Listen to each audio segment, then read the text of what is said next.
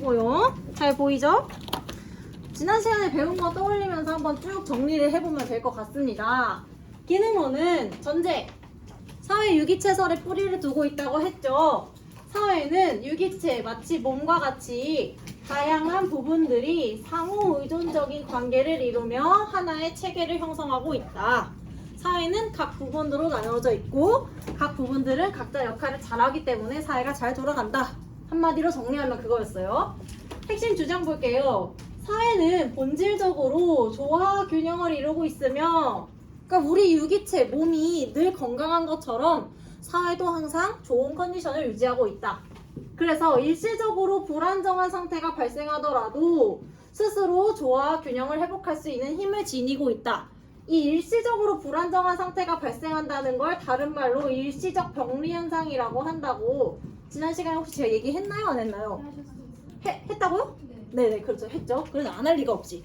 했어요. 그래서 스스로 조화 균형을 회복할 수 있다. 항상성이죠. 다시 건강한 상태를 스스로 만들어낸다라는 겁니다. 두 번째 볼게요. 사회를 이루는 구성 요소들은 사회 속의 한 부분으로서 각기 서로 다른 기능을 담당하고 그러한 기능을 수행함으로써 궁극적으로는 사회의 안정과 질서가 유지된다. 지난 시간에 했던 필기랑 똑같죠? 사회가 각 부분들이 각자의 역할을 가지기 때문에 늘 조화 균형 상태를 유지한다. 새로운 말 없어요. 세 번째 볼게요. 사회 규범이나 사회 제도 등이 수행하는 역할은 사회 전체의 합의가 반영된 것이다. 그래서 전체 사회의 통합과 존속 질서 유지에 기여한다. 지난 시간에 5번 항목을 생각하시면 돼요. 우리의 법과 같은 사회 규범이나 제도라는 것은 결국에는 존속과 질서 유지, 그러니까 사회의 균형을 유지하는 데 기여를 하는데 그 제도나 규범이라는 것은 사회 전체의 합의가 반영되어서 만들어진 거다. 5번 항목과 똑같은 이야기입니다. 기능론에 의해 볼게요. 기능론으로서 잘 설명할 수 있는 사회 현상이 뭐냐? 기능론의 장점을 얘기하는 거죠. 기능론의 장점, 사회 안정이 유지되고 통합이 이루어지는 현상을 이해하는 데 유용하다. 즉 쉽게 말하면 사회라는 것이 어떻게 이렇게 잘 굴러가는가, 잘 유지되는가 그 이유를 잘 설명을 해준다라는 것입니다. 한계점 볼게요. 기능론으로서 설명할 수 없는 부분이 되겠죠. 첫 번째, 사회 안정과 합의를 지나치게 강조하기 때문에 사회에 갈등이 일어나는 측면을 간과, 그러니까 무시한다는 거죠. 그러니까 우리 기능론에서 관심을 갖는 거는 우리 사회라는 것은 어떻게 이렇게 늘 아름다운 상태를 유지하는가이지 문제가 되는 부분에 대해서는 별로 관심이 없어요. 그래서 그 부분을 우리가 놓칠 수가 있다라는 거고요.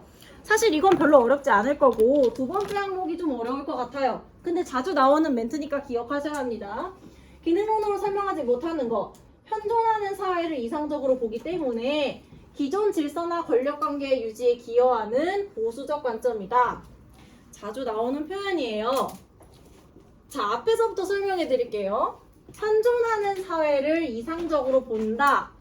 말이 어렵잖아요. 일단 현존이라는 거 뭐냐면 현재 존재하는 이라는 뜻이에요.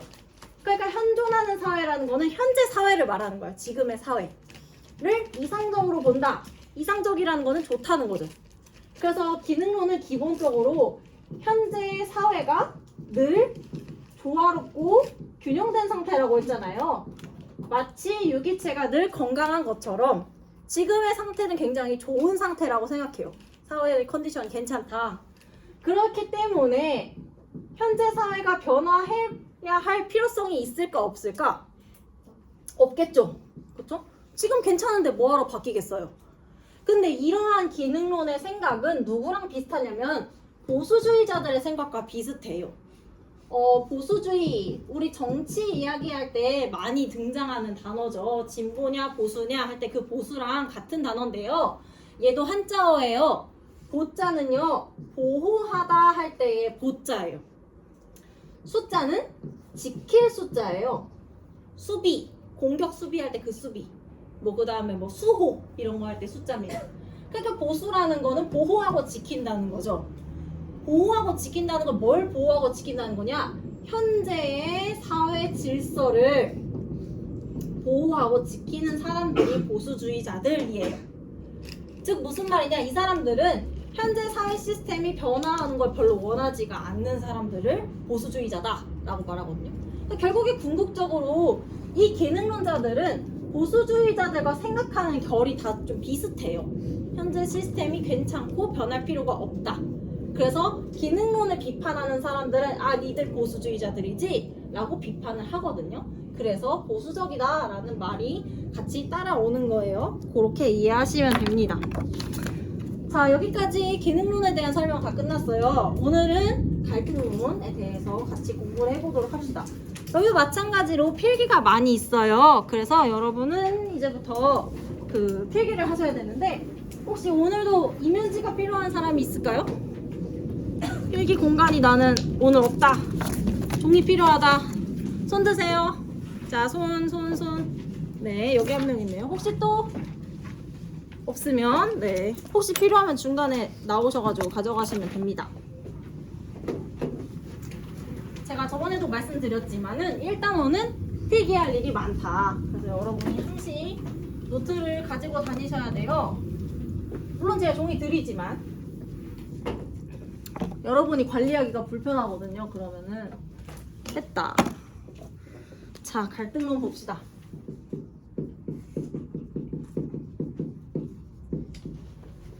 자, 여러분 혹시 윤리화 사상 2학년 때 윤리화 사상 배웠던 사람 있나요? 윤리화 사상. 별로 없네. 배웠던 사람들 중에 혹시 마르크스 배웠어요? 윤리화 사상 때? 얘는 맞다는데 나머지는 왜 가만히 있어요? 배웠어요? 그래, 다행이네요. 마르크스 뭐 배웠어요? 사회주의요? 공산주의요? 네, 알겠어요.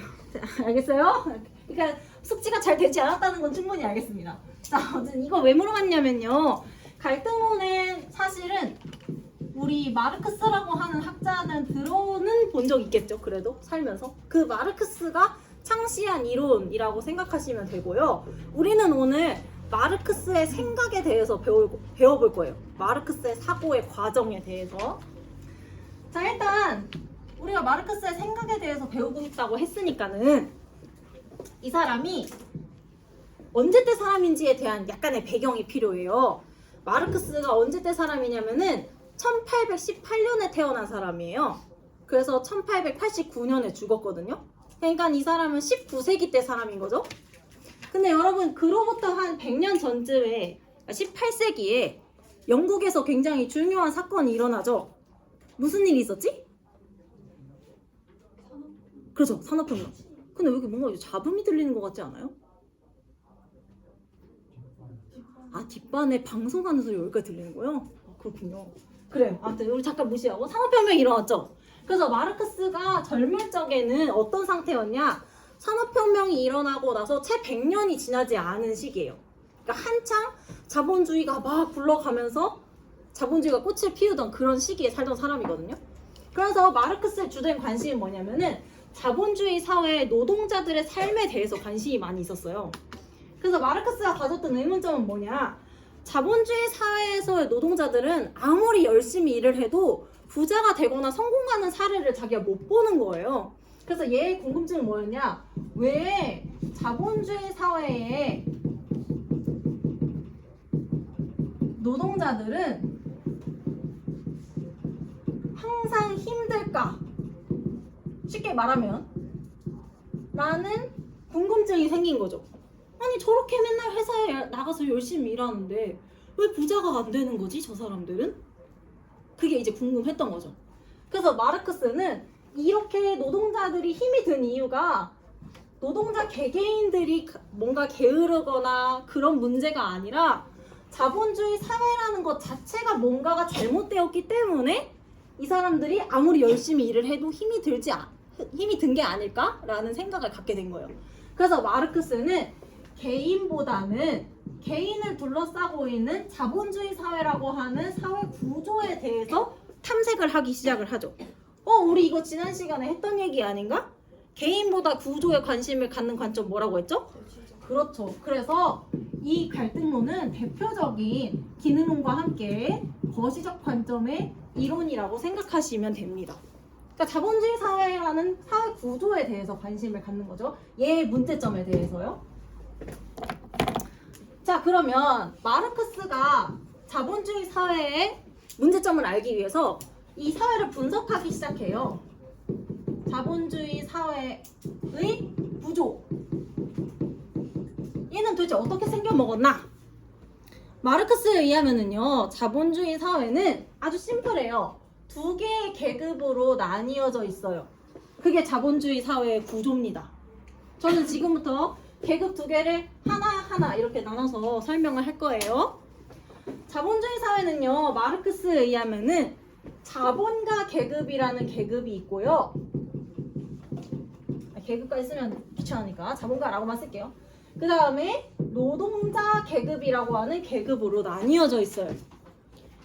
근데 우리가 무엇인가를 둘로 나누기 위해서는 기준이 필요하겠죠. 얘를 둘을 구분하는 기준은 뭐냐면요, 생산수단이라는 것입니다.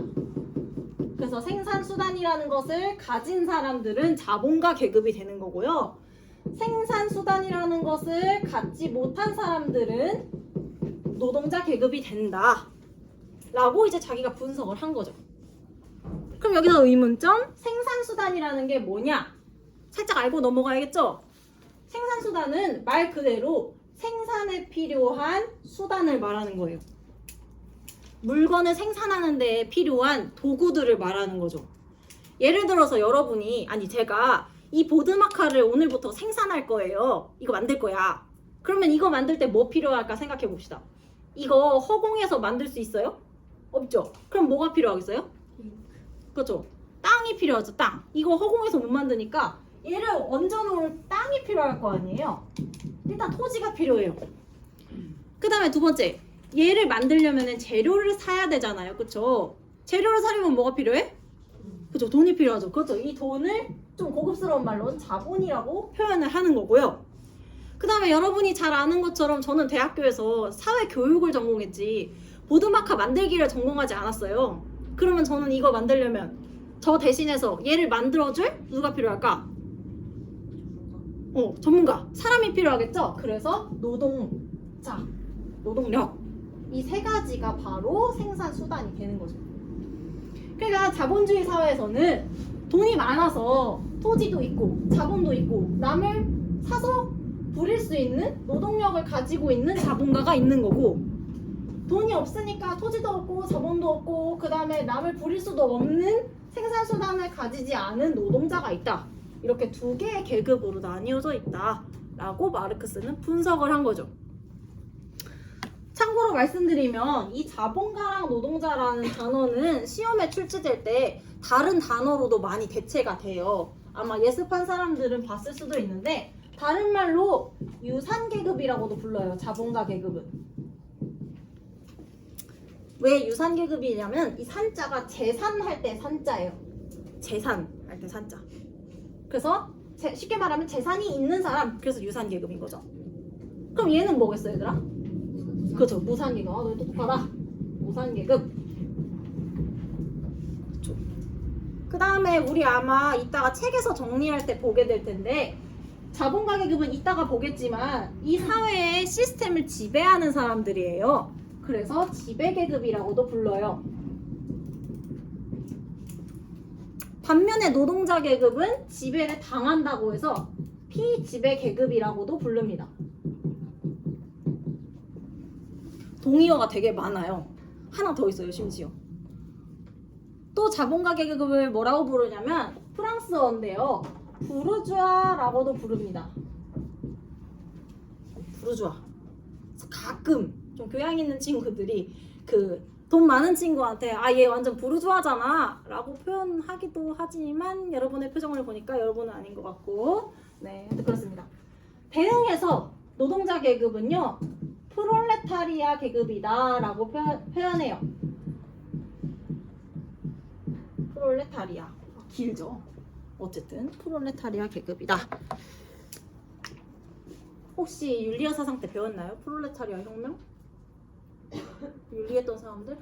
안 배웠나봐요? 알겠습니다. 뭘 배운 걸까요? 마르크스에 대해서. 아무튼 알겠어요. 자, 그 다음 이제 우리 그래서 지금까지 한 거 뭐냐? 마르크스가 봤을 때에는 자본주의 사회는 두 가지 계급이 있다. 생산수단의 소유 여부에 따라서 까지밖에 안 했어요. 여러분은 굉장히 피곤해 보이지만 두 개밖에 안 했습니다. 자, 그러면 이제 우리가 처음에 이걸 나눈 이유가 뭐였냐? 자본주의 사회가 가지고 있는 문제점을 분석할 거라고 했잖아요.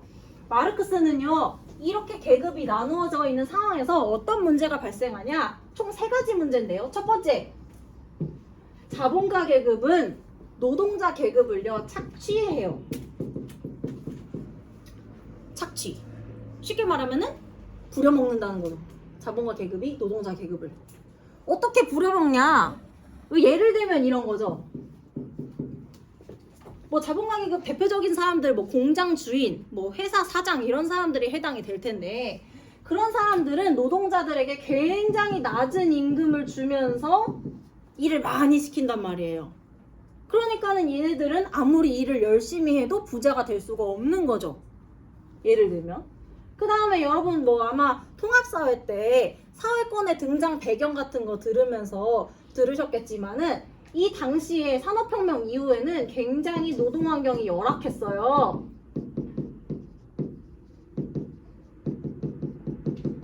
그래서 막 굉장히 어린 아이들이 방직공장 기계에 들어가가지고 일을 한다거나, 아니면은 대기오염이 너무 심각해서 사람들이 뭐 한 30살도 되기 전에 다 죽고 막 그런 식으로 생활 환경이나 고용되어 있는 환경이 굉장히 안 좋은 상태에서 일을 굉장히 부려먹는 그런 상태가 지속이 되었다. 그것을 우리는 착취라고 이야기를 하는 겁니다. 그 다음에 자본주의 사회의 두 번째 문제가 있는데요. 얘는 뭐냐면은 억압이에요. 이건 다 마르크스가 사용한 용어예요. 그래서 갈등론에 대해서 문제를 풀다 보면 자주 등장하는 말입니다. 이 억압이라는 건 뭐냐면요, 쉽게 말하면은요, 세뇌를 시키는 거예요. 근데 굉장히 교묘한 방식으로. 뭐에 대해서 세뇌를 시키냐?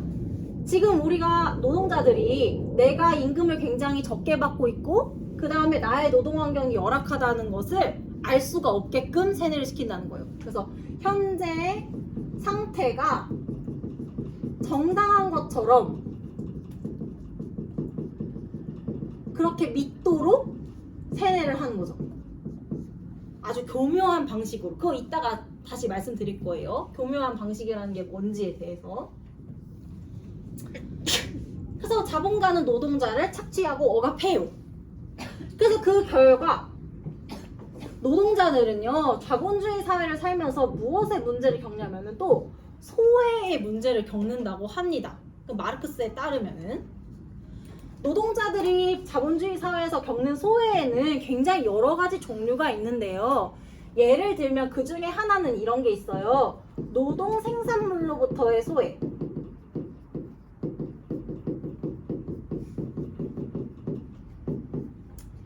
이거 말고도 사실 한 3가지 종류가 있는데, 뭐 그거는 너무 길고 사실 시험에 나오진 않아요. 얘는 안 나와요. 요 2개는 나와요. 얘는 간략하게 설명할게요. 예를 들면 이런 거예요. 자본주의 이전에 중세시대 같은 때에는 똑같이 물건을 만드는 사람, 뭐 예를 들어 구두를 만드는 사람이 있다고 쳐봅시다. 중세시대에는요, 마을마다 구두장이가 한 명씩 있었어요. 구두장이. 그래서 이 사람은 하루 종일 집에서 구두를 이제 만드는 거 의뢰를 받아가지고 만드는 거예요. 가죽도 자기가 사고, 바느질도 자기가 하고, 밑창도 자기가 붙이고, 포장도 자기가 하고. 그래서 이 사람이 만든 구두는 이 사람의 어찌 보면은 작품이죠.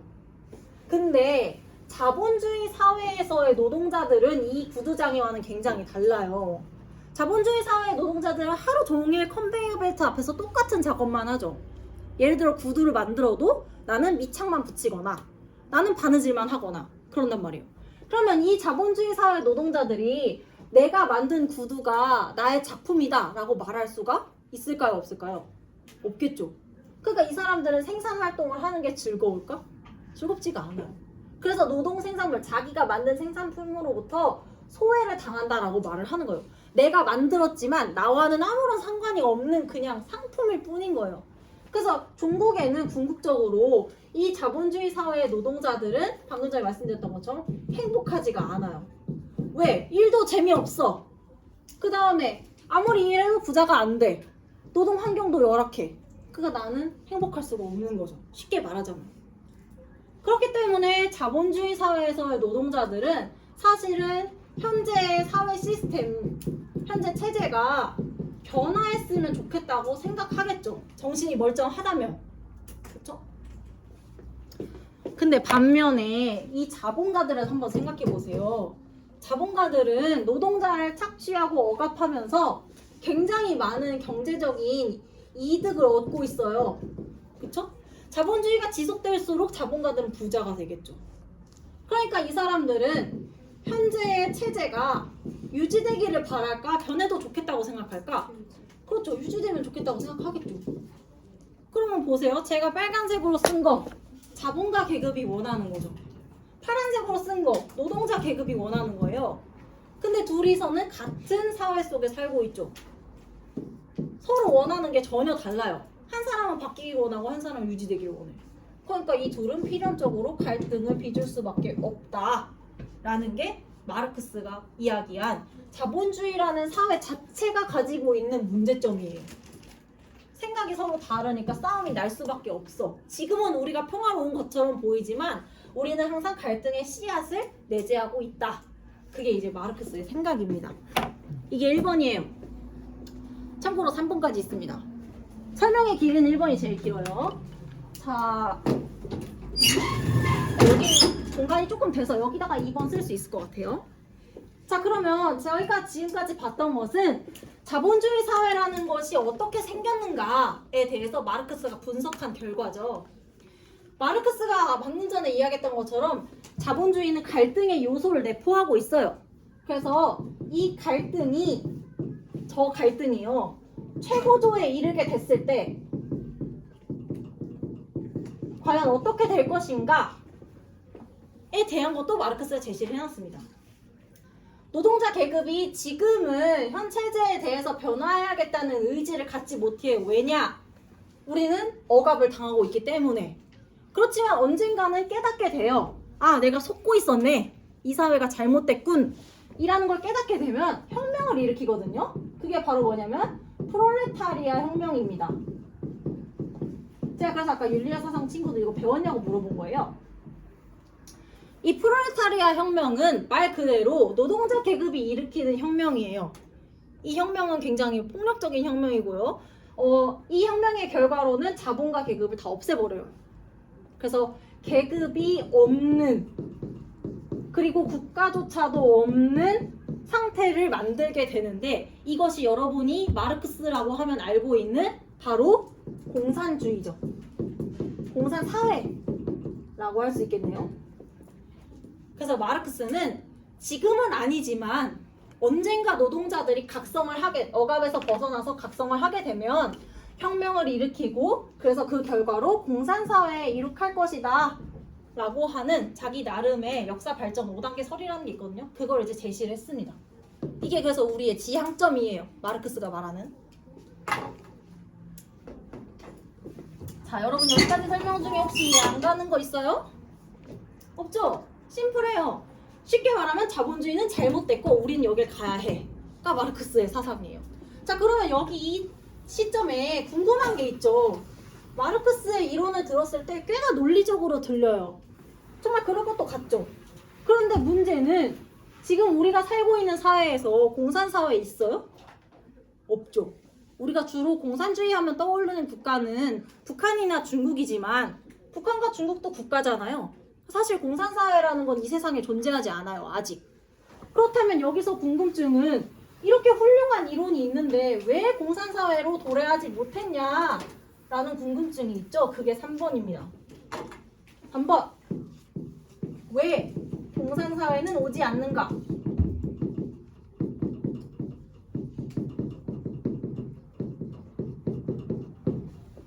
여기에 대해서도 마르크스는 답을 준비해놨죠.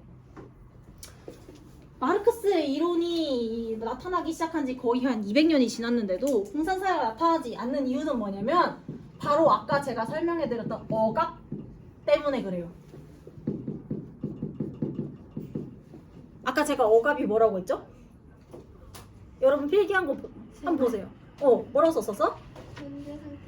현재 상태가 정당한 것처럼. 그렇죠. 정당한 것처럼 세뇌를 하는 거라고 했어요. 현재 자본주의 사회 질서가 마치 굉장히 정당하게 흘러가고 있는 것처럼 세뇌를 한다고 했어요. 이 세뇌가 이루어지는 기관은 아주 많아요. 모든 국가가 다 세뇌를 하고 있다고 보는데 마르크스는 대표적으로 이루어지는 곳이 바로 여러분이 앉아있는 학교입니다. 학교 교육을 통해서 바로 이 세뇌, 현재 우리가 살고 있는 자본주의 질서는 정당한 거란다 라고 하는 세뇌가 막 일어나고 있어요. 여러분 아마 동의를 못하겠지만요. 하지만 굉장히 들어보면 그럴싸하다는 생각이 들 거예요. 예를 들면 이런 거예요. 여러분이 학교에서 배우는 내용 있잖아요. 지금 우리가 배우고 있는 사회문화나 그 다음에 뭐 영어나 수학이나 그런 내용들 여러분 배우면서 쉬워요?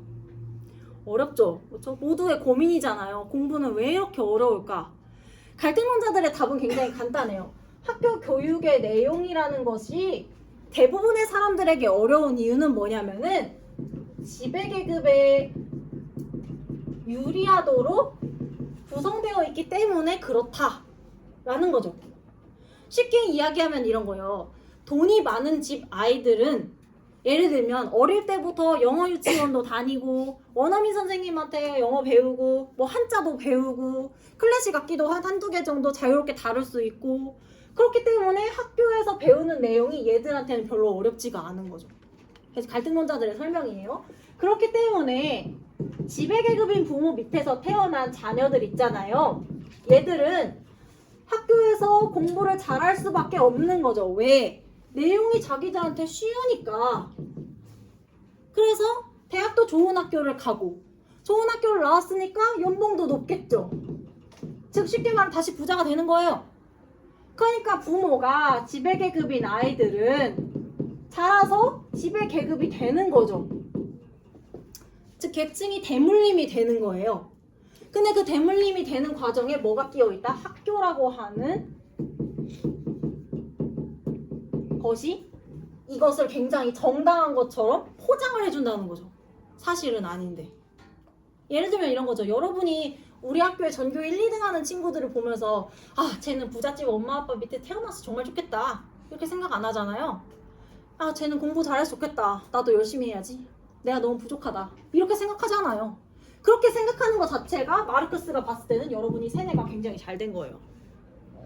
구조의 잘못을 깨닫는 게 아니라 내가 부족하니까 나는 공부를 못해 라고 생각하는 그게 무슨 말인지 알겠죠? 그래서 제가 방금 말씀드린 거 있잖아요. 계급이 대물림 된다 라고 하는 거 자주 나오는 표현인데 이 계급의 대물림 과정을 다른 말로 계급 재생산이다 라고 표현합니다. 다시 지배계급의 부모 밑에서 태어난 아이가 학교 교육을 통해서 다시 지배계급이 되잖아요. 이 계급이 대물림되는 과정을 계급 재생산이다. 계급이 다시 만들어지는 거죠. 즉 대물림되는 거. 자주 나오는 표현이니까 기억해 두시면 좋겠어요. 아무튼 그렇다는 겁니다. 마르크스에 따르면 이러한 교묘한 과정을 통해서 자본주의는 계속해서 그 생명을 이어가고 있다라는 게 마르크스의 생각입니다. 자, 그러면 우리 책으로 돌아가서요. 방금 전까지 설명한 내용들이 책에 잘 나와 있나 눈을 크게 뜨고 한번 봅시다. 내가 말을 빨리 했나? 왜 이렇게 시간이 생각보다 많이 나왔지? 나 뭐 말 안 했나? 이거 20분에 끝나는 수업 아니에요? 그쵸? 점심 먹고 나서 수업 들으니까 좀 졸리죠? 오늘도 점심이 약간 탄수화물의 대항연이었잖아요. 그 국에도 면 들어있고 떡도 들어있고 그 다음에 후식으로 또 떡 나오고 그죠? 원래 탄수화물 많이 먹으면 졸린데.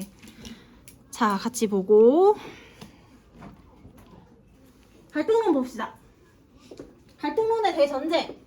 사회는 사회적 희소가치를 둘러싼 집단 간의 갈등과 대립의 장이다. 그러니까 사회는 갈등을 하고 있는 곳이다. 그래서 이름이 갈등론이에요. 그러면 사회적 희소가치라는 건 뭐냐? 아까 저희가 이야기했었던 생산수단을 생각하시면 됩니다. 사실 이것보다 더 심화적인 개념이 있지만 그건 이제 우리 교육과정 바뀌기 때문에 그냥 생산수단을 가졌냐 아니냐를 두고 계급이 나뉘니까 그걸 서로 쟁취하기 위해서 갈등을 하고 있다. 이렇게만 이해해 주셔도 괜찮아요. 자, 갈등론의 핵심 주장 보죠. 글씨가 좀 작은 것 같기도 하고. 괜찮아요? 뭐가 달라진 거죠? 달라진 거 없죠, 여러분? 죄송해요. 자, 핵심 주장 두 번째, 아니 볼게요. 첫 번째, 사회에는 지배계급과 피지배계급이 존재하고 사회 질서나 안정은, 그러니까 사회가 잘 돌아가는 것처럼 보이는 것은 지배계급의 강요나 억압에 의해 나타난 결과다. 아까 말씀드렸죠? 착취와 억압, 지배계급이 노동자에게 한다. 그래서 우리는 세상이 굉장히 잘못되어 있지만 잘못된 걸 모른다. 억압하기 때문에. 두 번째 볼게요. 지배계급과 피지배계급의 이익은 양립할 수 없기 때문에 갈등은 필연적이며 그 갈등이 사회 변동의 원동력이 된다. 아, 이런 말이 어렵죠. 하지만 아까 우리 설명했던 내용이랑 똑같거든요. 한번 풀어볼게요. 지배계급과 피지배계급의 이익은 양립할 수 없다.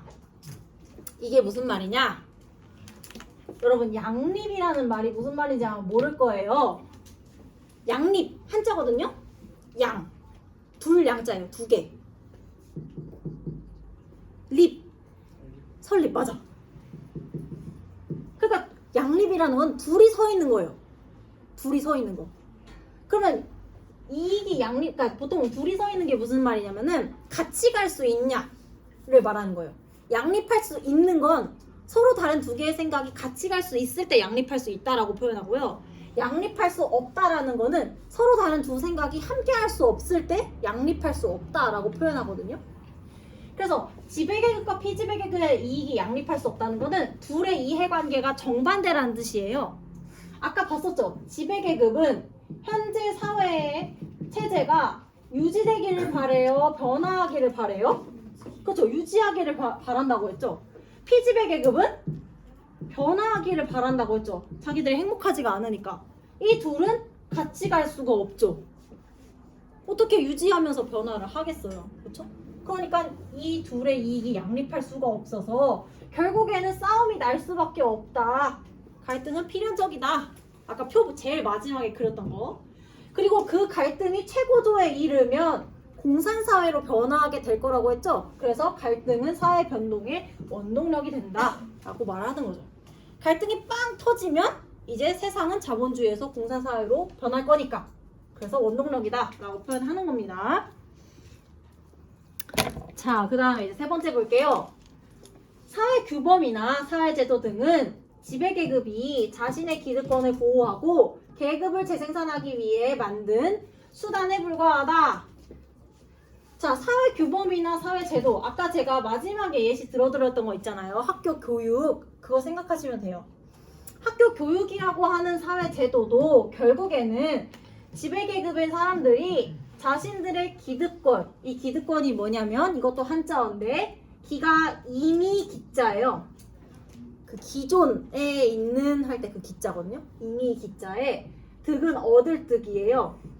그래서 이미 자기가 가지고 있는 권리를 보호하고 계급을 재생산, 내 계급을 자식에게 대물림해주기 위해서 만들어낸 거다. 학교 교육이라는 것도 결국에는 다 누구를 위한 거다? 지배계급을 위한 거다 라고 하는 거죠. 그래서 이 점은 아까 우리 봤었던 거 있잖아요. 기능론. 기능론에서 사회 규범이나 제도는 누가 만들어내는 거라고 했었죠? 기능론에서. 우리 수업 시작할 때 봤잖아. 그렇죠. 사회 기능론에서는 규범이나 제도는 사회 구성원 전체가 합의해서 만든다고 이야기했었어요. 그쵸? 근데 갈등론자들은 이 똑같은 규범이나 제도는 사회 전체가 만들어내는 게 아니에요. 누가 만드는 거지? 지배계급이 만드는 거예요. 그 내용도 자기들한테 유리하게끔. 그게 이제 이 둘의 다른 점이라고 생각하시면 됩니다. 알겠죠? 얘도 이제 자주 나오는 당연히 알아야 되는 포인트 중에 하나예요. 둘이 다릅니다. 이런 점이. 자, 그 다음에 의의 볼게요. 갈등론으로 잘 설명할 수 있는 사회 현상은 뭐냐? 사회 구조 속에 존재하는 지배와 피지배의 관계 및 갈등의 측면을 이해하는 데 유용하죠. 그러니까 누가 누군가를 부당하게 대우하는 거, 차별하는 거, 구조가 가지고 있는 문제, 그런 것들을 이해하는 데 굉장히 유용한 틀을 가지고 있습니다. 그래서 갈등론을 추종하는 학자들도 너무너무 많아요. 후대 학자들이. 한계점 볼게요. 갈등론으로 설명하기 어려운 사회 현상이 뭐냐는 거죠. 일단 첫 번째, 사회 각 부분 간의 복잡한 관계를 지배와 피지배의 관계로 단순화한다는 거예요. 그러니까 사회 안에는 사람들이 맺고 있는 다양한 관계가 있어요. 아주 복잡한. 근데 그것을 아주 단순화해버리는 문제가 있는데, 대표적으로 예를 들면 이런 게 있죠. 갈등론에 영향을 받은 학자들이 굉장히 많다고 했잖아요. 그 중에 대표적인 것이 지금은 아니지만 아주 초기적인 페미니즘이 갈등론에 영향을 많이 받았었어요. 예를 들면 이런 거예요. 페미니스트들은 처음에 가정이라고 하는 공간을 지배와 피지배로 나누어서 분석을 해보고 싶어 했어요. 게다가 이때는 굉장히 옛날이었기 때문에 이게 조금 더 가능했던 거기도 하고, 한 조선시대 때의 가정의 모습을 생각해 보면은요, 지배계급 다 쥐고 있는 사람이 있죠. 예를 들면 남성 가장, 그 다음에 이 밑에 이 사람에게서부터 억압을 당하는, 뭐 예를 들면은 여성이나 아이들, 이런 식으로 가정이라는 공간을 분석을 하고 싶어 했어요. 근데 중요한 건 여러분도 알고 있듯이 가정이라는 공간이 아빠의 권력에 의해서 휘둘리는 공간은 아니잖아요. 그렇죠? 이 안에는 아주 복잡하고 애정이 가득한 그런 관계가 있단 말이에요. 근데 그걸 이렇게만 분석해서 뭘 얻어내겠냐 하는 게 이제 갈등론이 비판을 받는 지점이라고 할 수가 있습니다. 그 다음에 두 번째 볼게요. 사회에서 나타나는 협동과 합의 및 조화를 설명하기 어렵고 사회 질서와 안정의 중요성을 경시한다. 이거는 이제 우리가 앞에서 배웠던 기능론자들이 갈등론을 비판할 때 자주 등장하는 이야기죠. 왜냐? 기능론자들이 좋아하는 거잖아요. 협동, 합의, 조화 이런 거, 그죠? 질서, 안정 이런 거 다 기능론자들이 좋아하는 거예요. 근데 갈등론자들은 이런 거에 별로 관심이 없잖아요. 그래서 기능론자들은 갈등론자들에게 이런 비판을 할 수가 있다 까지 정리를 하시면 되겠습니다. 시간이 조금 애매한데 제가 밤마다 진도를 조금 똑같이 맞추고 싶거든요. 그래가지고 오늘 여기까지 하고 다음 시간에 기능론이랑 갈등론 관련해서 뒤에 문제 풀 거거든요. 한 2문제 정도? 그래서 다음 시간에는 반드시 책을 가지고 올 수 있도록 하세요.